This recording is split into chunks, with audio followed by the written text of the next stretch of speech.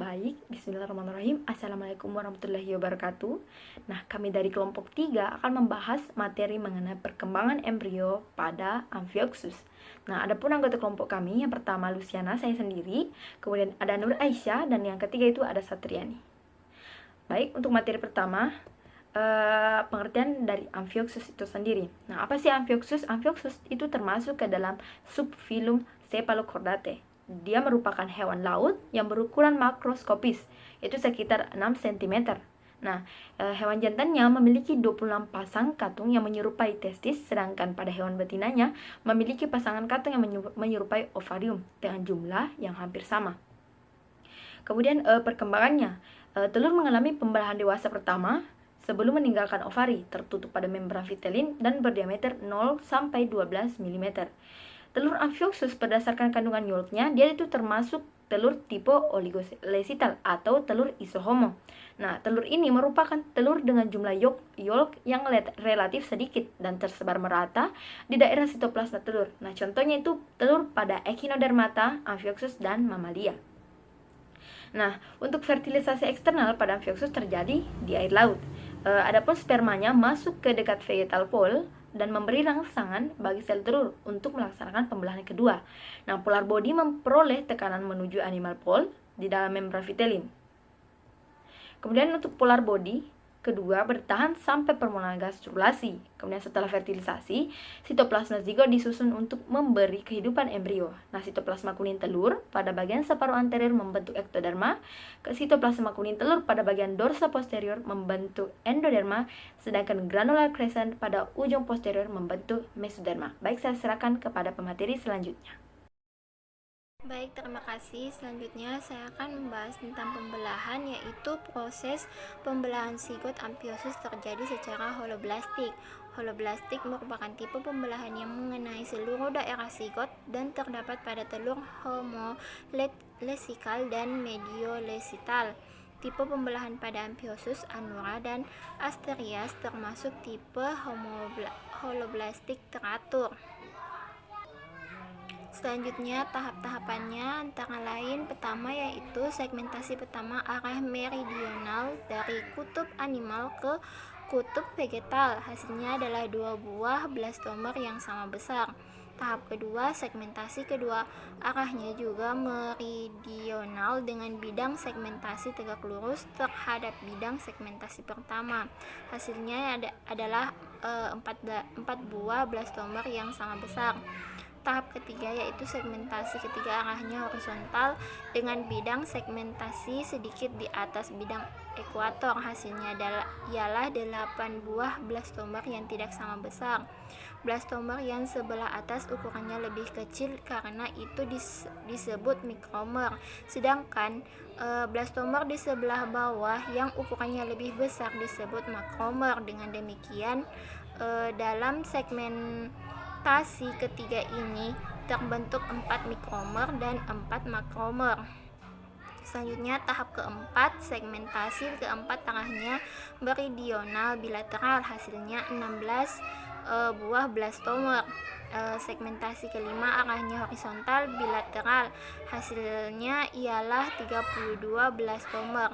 Dapat kita lihat pada gambar yaitu pembelahan holoblastik hingga tahap 32 sel.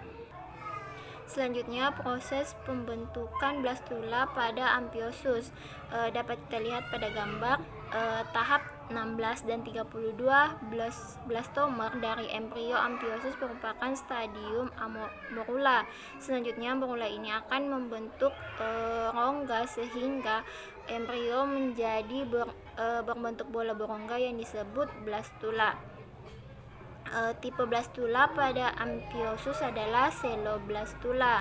Blastula dengan tipe Coeloblastula ini umumnya mempunyai rongga pada bagian dalamnya yang disebut dengan blastocoel.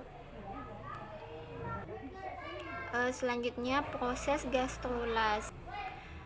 Pada Amphioxus, permulaan gastrulasi terjadi di kutub vegetatif dengan cara invaginasi tanpa sinkresi sehingga tidak ada sel mesenkim primer.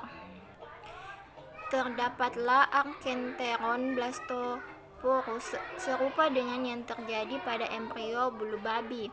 Pada awalnya, Archenteron amphiosus memiliki dinding yang disebut mesoderm, terdiri atas sel-sel endoderm, sel-sel bakal mesoderm pada bagian dorsolateral, dan notochorda, yaitu sumbu aksial embrio yang dibagi mediodorsal. Pada tahap yang lebih lanjut, yaitu bakal mesoderm dan bakal notochorda berdelaminasi dari lapisan asalnya, sehingga akhirnya seluruh dinding Archenteron adalah endoderm. Sekian dari materi saya serahkan ke pemateri selanjutnya. Baik, Assalamualaikum warahmatullahi wabarakatuh. Perkenalkan, nama saya Satriani, NIM H0411911015. Di sini saya akan menjelaskan mengenai proses neurulasi pada Amphioxus. Neurulasi ini adalah proses pembentukan bumbung neural yang merupakan bakal sistem saraf pusat. Embrio yang sedang mengalami proses neurulasi disebut sebagai neurula. Nah, adapun cara neurulasi pada Amphioxus adalah dengan pembentukan bumbung dengan adanya pemisahan atau peninggian epidermis yang membatasi keping neural. Selanjutnya yaitu mekanisme diferensiasi pada Amphioxus. Pembentukan mesoderm yang pertama yaitu mula-mula di sebelah kiri dan kanan terbentuk kantong yang dinamakan mesodermal pouch atau kantong mesodermal. Selanjutnya, muara-muara kantung tersebut makin lama makin menyempit dan akhirnya terlepas dari ektoderm. Bersamaan dengan pertumbuhan memanjang, ia membentuk segmen-segmen dan disebut mesodermal summit. Selanjutnya, segmen mesoderm tumbuh terus menempati rongga di antara ektoderm dan endoderm. Dengan demikian, embrio sudah terdiri atas 3 game layers. Bagian mesoderm yang melekat pada Archenteron disebut splanopleura, sedangkan bagian mesoderm yang melekat pada ektoderm disebut sebagai somatopleura. Selanjutnya yaitu pembentukan chorda dorsalis. Yang pertama, bersamaan dengan proses pembentukan mesoderm, maka sel-sel mesentoderm di bagian dorsomedian juga mengadakan diferensiasi. Kemudian, sel-sel tersebut membelah dengan cepat menjadi batang yang masih memanjang dari anterior ke posterior. Pada hewan-hewan chordata, notochord berfungsi sampai dewasa. Sebaliknya, pada vertebrata digantikan dengan vertebrae. Selanjutnya, mengenai penjelasan ektoderm, endoderm, dan mesoderm. Yang pertama yaitu ektoderm. Epidermis dengan derivat-derivatnya, yaitu kuku, rambut, tanduk, dan kelenjar keringat. Terdapat pada seluruh sistem saraf, lapisan email pada gigi, lapisan kromafin di dalam adrenal, sel-sel epitelium kelenjar lemak, dan kornea mata. Selanjutnya yaitu endoderm, traktus digestivus dengan kelenjar-kelenjarnya, pankreas, hepar, dan pulmonum.